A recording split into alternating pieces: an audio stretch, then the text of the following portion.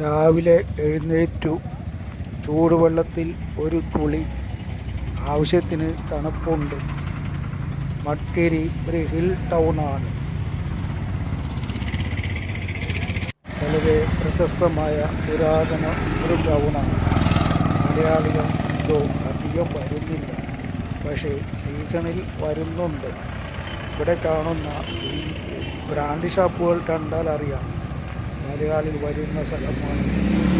ഇവിടെ പലയിടത്തും പട്ടാളക്കാരുടെ പ്രതിമകൾ കാണും. അത് ഇന്ത്യൻ പട്ടാളത്തിൽ വളരെയധികം ഇവിടുത്തെ സ്വദേശികളുണ്ടായിരുന്നു. Commander in chief of the Indian army ഈ കൂർഗുകാരനാണ്. നമ്മളാരും മറക്കാൻ സാധ്യതയില്ലാത്ത മാർഷൽ KM കരിയപ്പ. അദ്ദേഹത്തിൻ്റെ പ്രതിമയും ഇവിടെ കാണാൻ സാധിച്ചിട്ടുണ്ട്. ഇതാണ് ഈ കോട്ടയിലുള്ള പള്ളി. ഈ പള്ളി ഈസ്റ്റ് ഇന്ത്യ കമ്പനിക്കാർ 1859 നിർമ്മിച്ചതാണ്. ഇന്ന് ഈ പള്ളിയാണ് ഇവിടുത്തെ മ്യൂസിയം. അതിമനോഹരമായ പള്ളിയാണ്. മ്യൂസിയവും മനോഹരമാണ്. ഈ കോട്ടയുടെ ചുറ്റും ഞാൻ നടന്നു മുകളിലൂടെ. താഴത്തേക്ക് ഒന്നും കാണാൻ കഴിഞ്ഞില്ല. അത്രയും കാടുകൾ പിടിച്ചാണ് കിടക്കുന്നത്. ഈ കെട്ടിടം പുതിയതായി പണിയുന്നു. എന്തിനാ പണിയുന്നതെന്ന് അറിയില്ല. സ്വാതന്ത്ര്യം കിട്ടിയതിന് ശേഷം പണിത കെട്ടിടങ്ങളെല്ലാം പൊളിഞ്ഞു പോയിട്ടുണ്ട്. ഇനിയും ഇത് എത്ര വേഗം പൊളിയാൻ വേണ്ടി പണിയുന്നതാണോ എന്നറിയില്ല. പണ്ടിവിടെ കെട്ടിടങ്ങൾ പണിയാൻ കൊണ്ടുവന്നിട്ടുള്ള ഉപകരണങ്ങളാണ് നമ്മളിപ്പോൾ കണ്ടത്. ഇതാണ് ഇവിടുത്തെ അമ്പലം. ഈ അമ്പലത്തിൻ്റെ ഉള്ളിലോട്ട് ഞാൻ കയറിയെങ്കിലും ഞാൻ ഫോട്ടോ എടുത്തില്ല.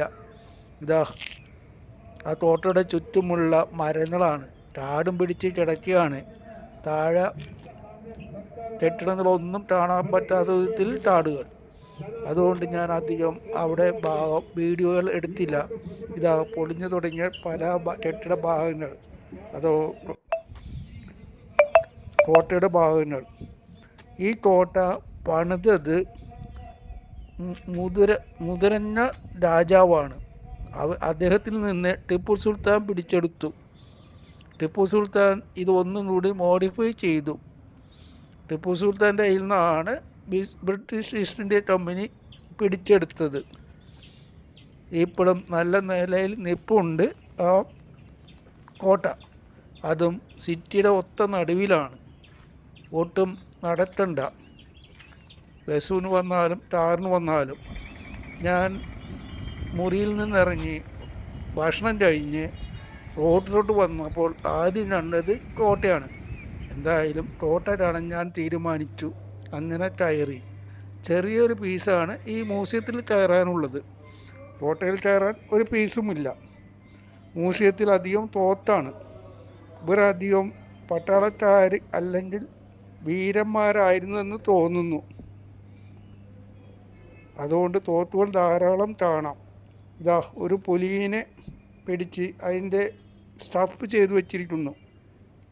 പള്ളിയാണെന്നും നമുക്ക് മനസ്സിലാക്കാൻ ആ ജനാല മതിയല്ലോ. ഈ മ്യൂസിയം ചെറിയ മ്യൂസിയമാണ്, പക്ഷേ വളരെ ഭംഗിയായി അലങ്കരിച്ച് വെച്ചിട്ടുണ്ട്. അതിൻ്റെ ഒരു ഭംഗി അതിനകത്ത് കയറുമ്പോൾ നമുക്ക് കാണാൻ കഴിയും. പിന്നെ ഈ മടിക്കേരിയിൽ ചൂടധികം വരില്ല. കാലാവസ്ഥ 7 സെൻഷ്യസ് മുതൽ 29 വരെ വരികയുള്ളൂ. അതുകൊണ്ട് മലയാളികൾക്ക് സുഖവാസത്തിന് പോകാൻ പറ്റിയ സ്ഥലമാണ്. എന്നാലും മലയാളികൾ അധികം വരുന്നില്ല. യാത്ര ഇത്തിരി ബുദ്ധിമുട്ടാണ്. പക്ഷേ മൈസൂരും കാണാം, മടിക്കേരിയും കാണാം. കുശാലിൽ ചെന്ന് തിബറ്റുകാരുടെ അമ്പലവും കാണാം.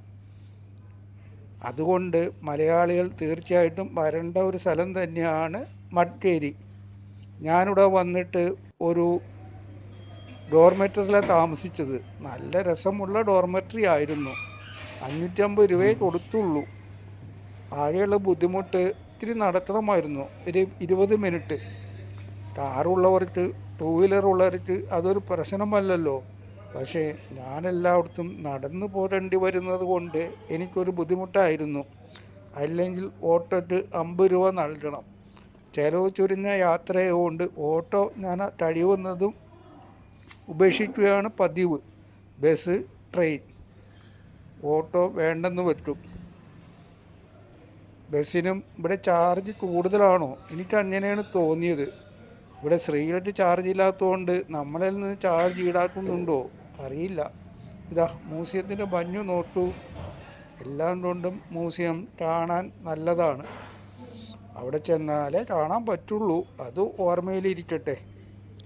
വെസ്റ്റേൺ ഘാട്സ് മൗണ്ടനിൽ മഡ്ഗേരി ഹില്ലിലാണ് ഈ ഹിൽ ടൗൺ. ഈ ഹിൽ ടൗണിനെ ഇന്ത്യയുടെ സ്കോട്ട്ലൻഡ് എന്നും പറയപ്പെടുന്നു. സ്കോട്ട്ലൻഡിൽ ഞാൻ പോയിട്ടില്ല, അതുകൊണ്ട് സ്കോട്ട്ലൻഡായിട്ട് താരതമ്യം എനിക്ക് ചെയ്യാൻ സാധിക്കുന്നില്ല. പക്ഷേ മെയ് മാസത്തിൽ ഞാൻ പോകുന്നുണ്ട് ബ്രിട്ടനിൽ. അന്ന് ഞാൻ സ്കോട്ട്ലൻഡിലും പോവും. അന്നേരം ഞാൻ പറയാം മഡ്ഗേരിയും സ്കോട്ട്ലൻഡും തമ്മിലുള്ള ഒരു താരതമ്യ പഠനം.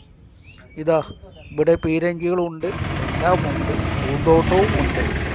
നമ്മൾ ചെന്നാൽ മതി, എല്ലാ കാഴ്ചകളും കാണാം. താമസവും വളരെ സുഖകരമായ താമസവും കാലാവസ്ഥയും നല്ലതല്ലേ. AC ഉണ്ടായിരുന്നില്ല എൻ്റെ മുറി. അതിൽ നിന്ന് മനസ്സിലാക്കാം എന്നും തണുപ്പായിരിക്കും എന്ന്. ഇത്തിരി ബുദ്ധിമുട്ടാണല്ലേ മലയാളികൾക്ക്? ഊട്ടി പോണത്ര എളുപ്പമല്ലല്ലോ.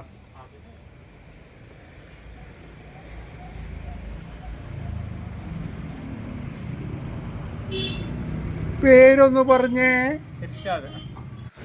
ഇവിടെ ഏറ്റവും കൂടുതൽ വിൽപ്പനയുള്ളത് സ്പൈസസിനാണ്.